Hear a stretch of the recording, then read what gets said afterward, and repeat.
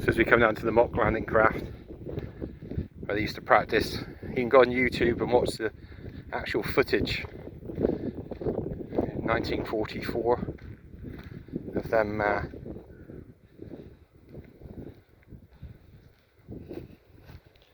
making sure everything's above board.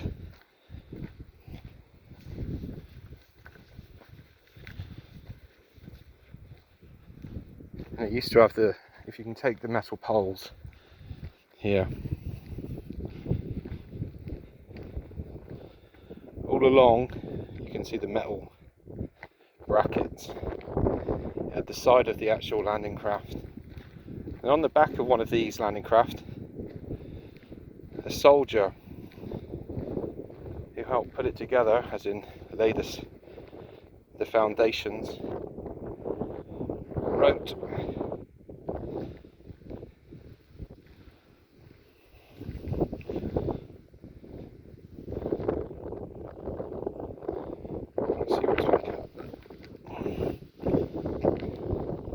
this one was not very good. They were going to try and demolish them back in the 60s, 70s.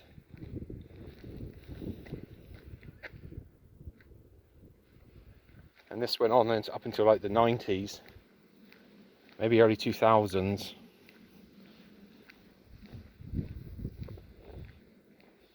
Where you'll see, over along here, a veteran saved them. He wrote to the Ministry of Defence, got funding, and now they're, from what I gather, protected.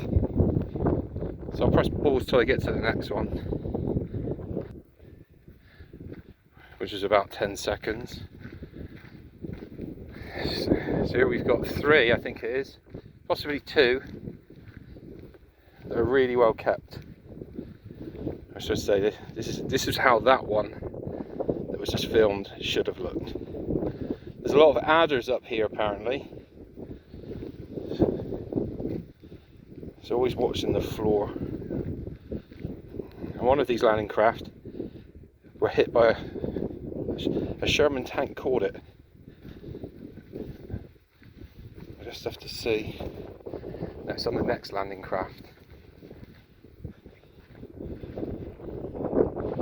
If you watch the footage from 1944, it's really impressive. And it's that one over there that's in the footage. Again, all of these, it was high. Just want to see if I can find where the man,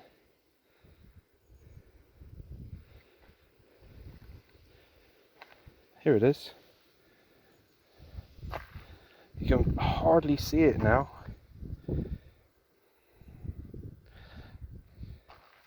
If you can make out, 146 Engineer, Company C, Battalion.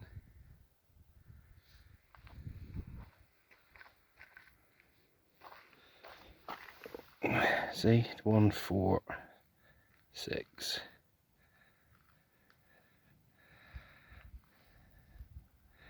Company C.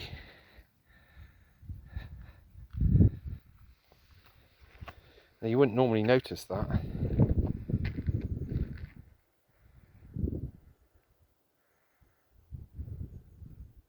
I'll take a couple of pictures of it. I'll come back for that one.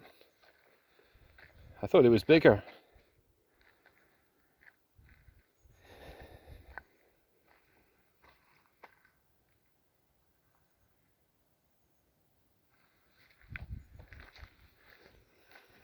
Definitely worth visiting, just for the history side, the feel, you know, to know that people were here practicing for the greatest assault ever. Young men, half my age.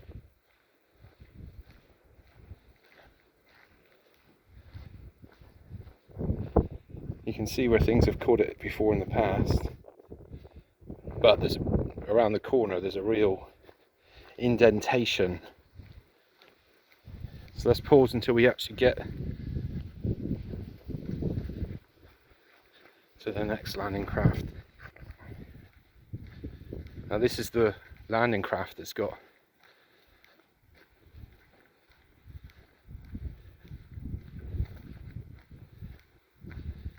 which is in really good nick. Far cry from the other ones.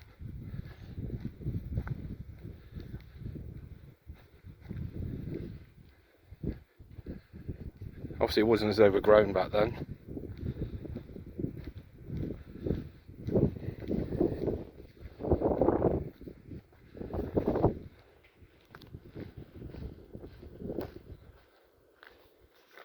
It's just interesting, it's not little things. You think they've actually caught them, but it's just the way that the actual cement's gone over time. I'm just walking back here to see if there's anything different as well.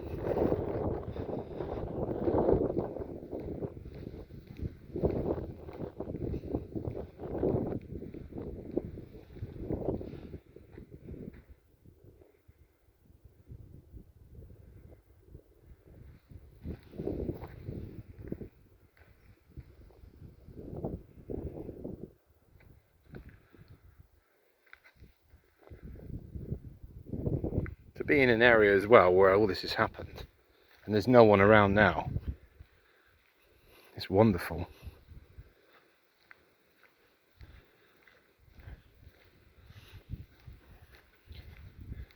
Like the veterans always say that I've spoken to, never forget.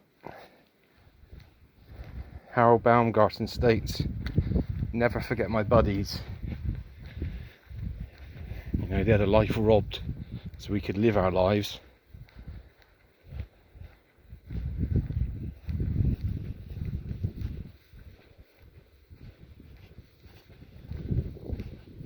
I'm not comparing the generation from back then to our generation today, but I think it was different back then. There was far more respect.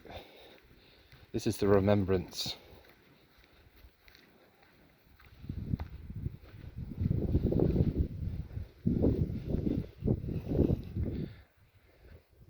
That's the veteran, Norman Dunn.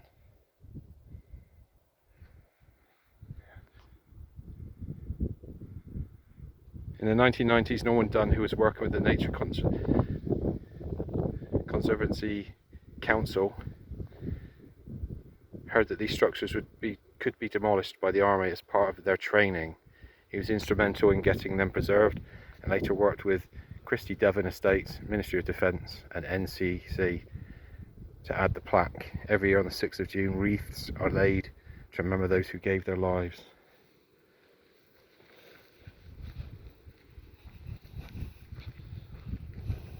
And this is the landing craft that is caught by a Sherman tank.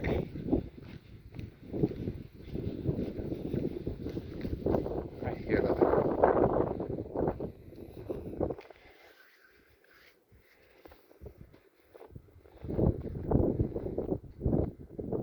Left a bit, right a bit, left a bit.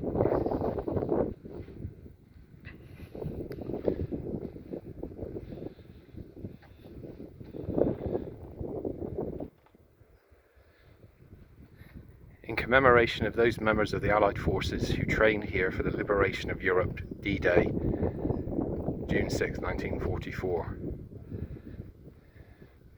D in the day is day, day of days.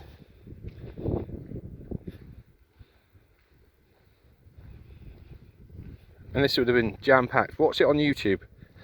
I might even attach the link below. So if you do watch this, click below and you'll get to see everybody practicing.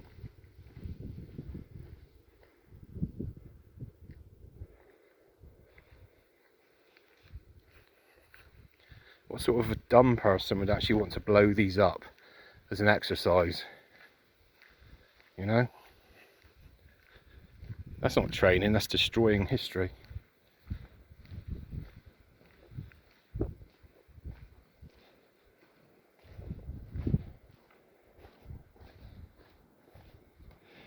So yeah, that's where the Sherman tank caught the wall. You can see it across there.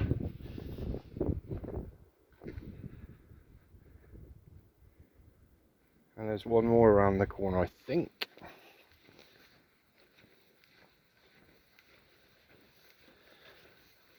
I'll pause it till I get over there. I think the access to that one's a bit dodgy. If it's going through thick grass, I'm not going to be chancing that. Not with adders.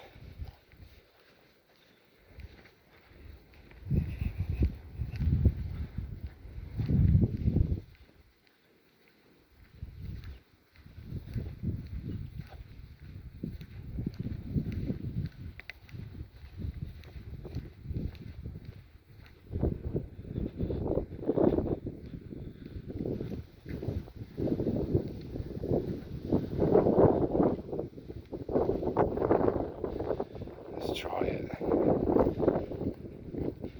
There's no one around.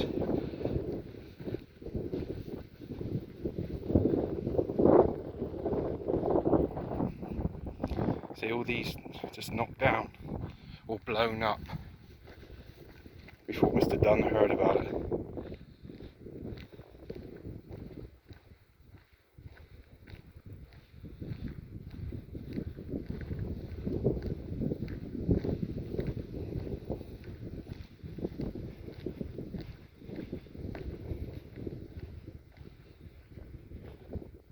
It's always got me walking to the back now to see if anything's been put into the concrete. But again, very similar to this one over here. You'd have had the two sides and the entrance off. But definitely worth coming to Braunton Burrows just to see this. If you love history, if you respect history.